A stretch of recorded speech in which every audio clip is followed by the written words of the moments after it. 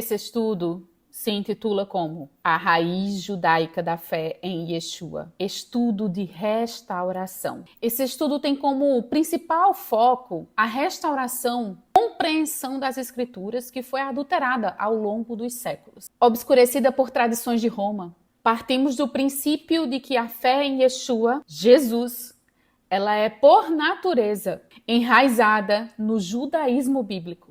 Demonstramos que no século I, judeus e gentios formam um só povo. Efésios 2,14. Aprendendo gradualmente os mandamentos da Torá. Desculpa a minha emoção, mas eu espero que essa mensagem toque muitos corações.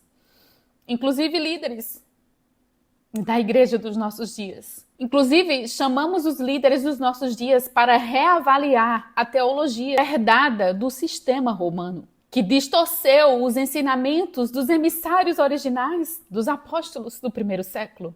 Muitas doutrinas que são ensinadas nas igrejas evangélicas hoje têm as suas raízes nas decisões imperiais e eclesiásticas de Roma, e não nos ensinamentos de Yeshua nem nos discípulos do primeiro século. No primeiro século, a vivência da fé genuína incluía a observância da Torá como expressão de obediência à identidade espiritual de um povo único.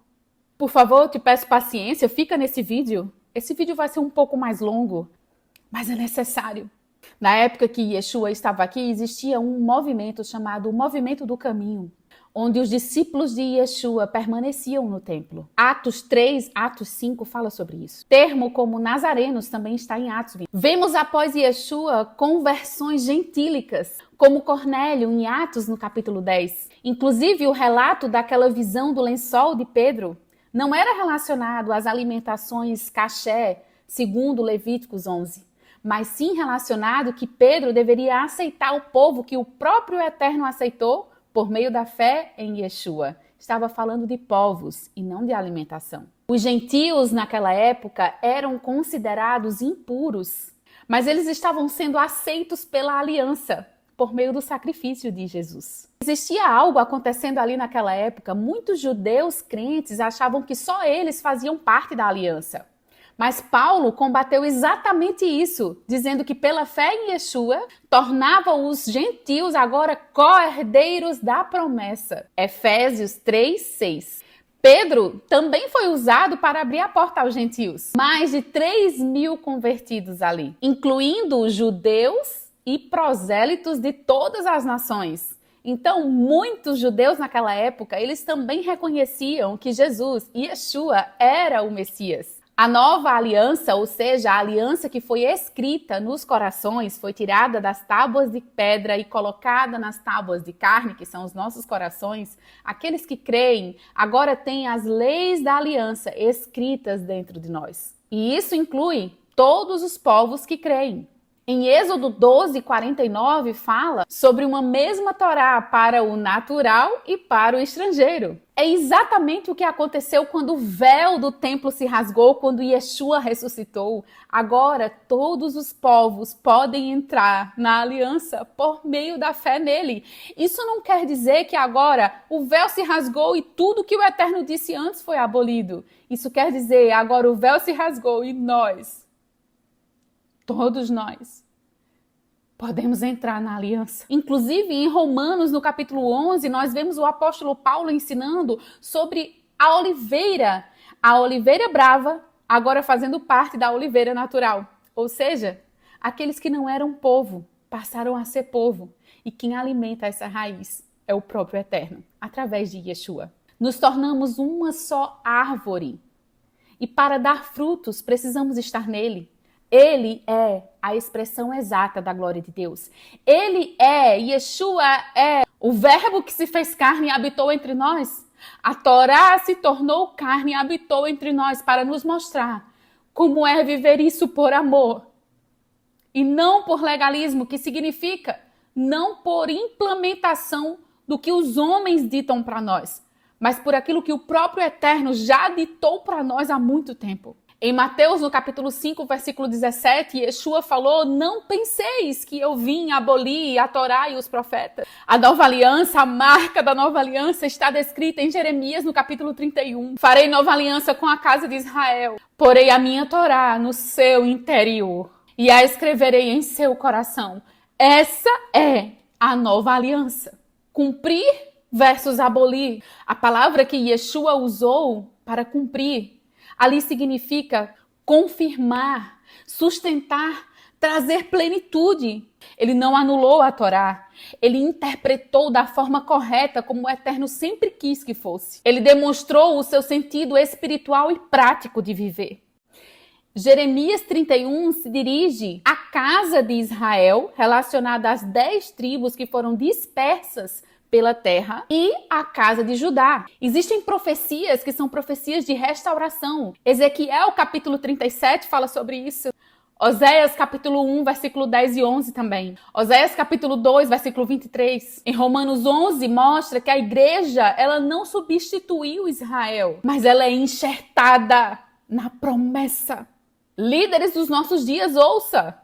Yeshua viveu e ensinou a Torá. Roma foi quem introduziu doutrinas substitutivas. Os líderes devem voltar, retornar às escrituras com base hebraica espiritual. A salvação, sim, é pela fé e não pelas obras da lei. Mas o que são obras da lei? As obras da lei eram aquilo que os homens colocavam como legalismo, ou seja, pesos humanos para serem cumpridos, e não aquilo que estava descrito naquilo que o próprio Pai deu como instrução para o seu povo. Sim, nós não somos justificados pelas obras, mas aqueles que têm fé vivem as obras. A justiça, ela vem pelo mérito de Yeshua. Mas após a salvação, nós buscamos viver conforme a Torá, que foi a instrução do próprio Pai para o seu povo. Romanos 3,31, o apóstolo Paulo fala: confirmamos a lei. Um ponto muito importante nessa restauração está relacionado à alimentação caché, ou seja, a alimentação apropriada para os filhos do Eterno, que também está nas Escrituras.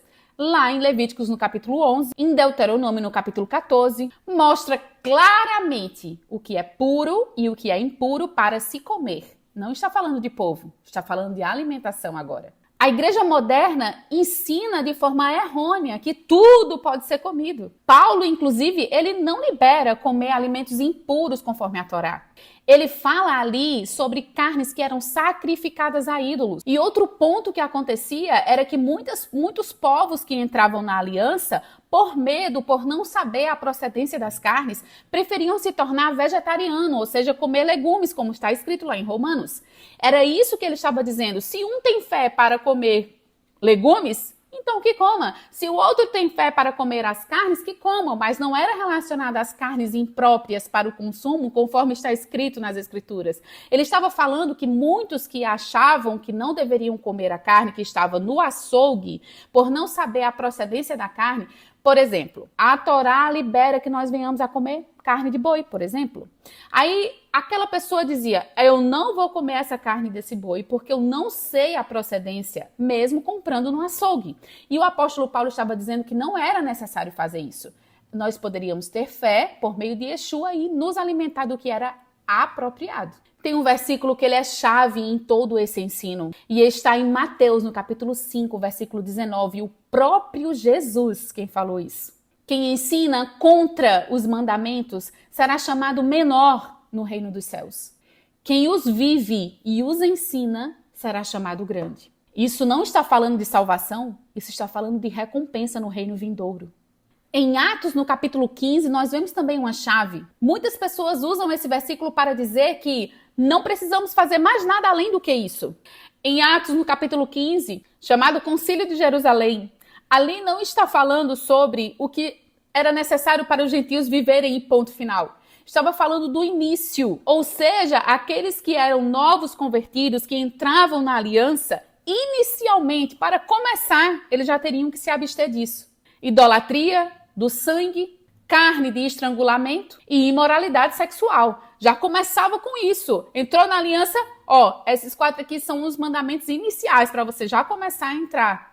Depois, aos poucos, Como nós fazemos sempre o Shabat toda semana, você vai aprender como é viver dentro desses princípios do reino. E aos poucos você vai vivendo. Era assim que era ensinado naquele tempo. Agora, houve um desvio dessa fé, houve um desvio de tudo isso. Acorda, por favor. Em 70 depois de Cristo, Roma destruiu o templo. Em 135 depois de Cristo, houve a expulsão dos judeus de Jerusalém. Em 144 depois de Cristo, Marcion rejeita o Deus do Antigo Testamento. Em 325 depois de Cristo, houve o Concílio de Nicéia. E sabe o que é que lá eles fizeram? Eles romperam com o calendário bíblico. E depois de tudo isso, vem Agostinho e outros com essa ideia da teologia da substituição. Ali eles diziam que a igreja toma o lugar de Israel. Isso não é bíblico.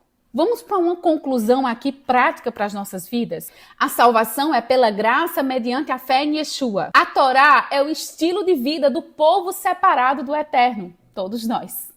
Judeus e gentios vivem uma só fé. A restauração profética inclui o tempo, a comida, o calendário, o Shabat, as festas bíblicas e a identidade de reino.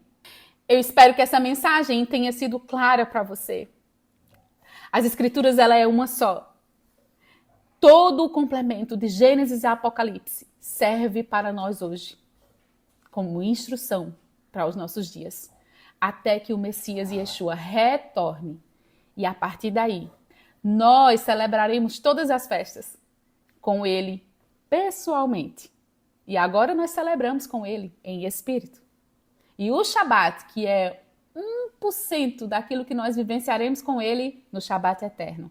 O Shabat, que é uma demonstração de confiança. Lembra que o povo pegava e colhia antes do Shabat para 2 dias? Lembra disso? Eles pegavam alimento para 2 dias.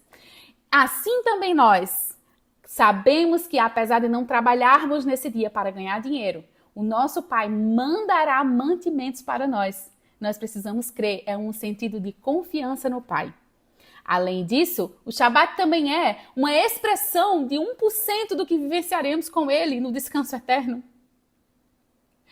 O Pai nos deixou um sinal de descanso, mesmo em meio a esse mundo tão tenebroso e tão cheio de distrações. O Shabat é entrar em um momento onde o Eterno diz: vem para o meu descanso, porque um dia esse descanso será eterno. Shalom.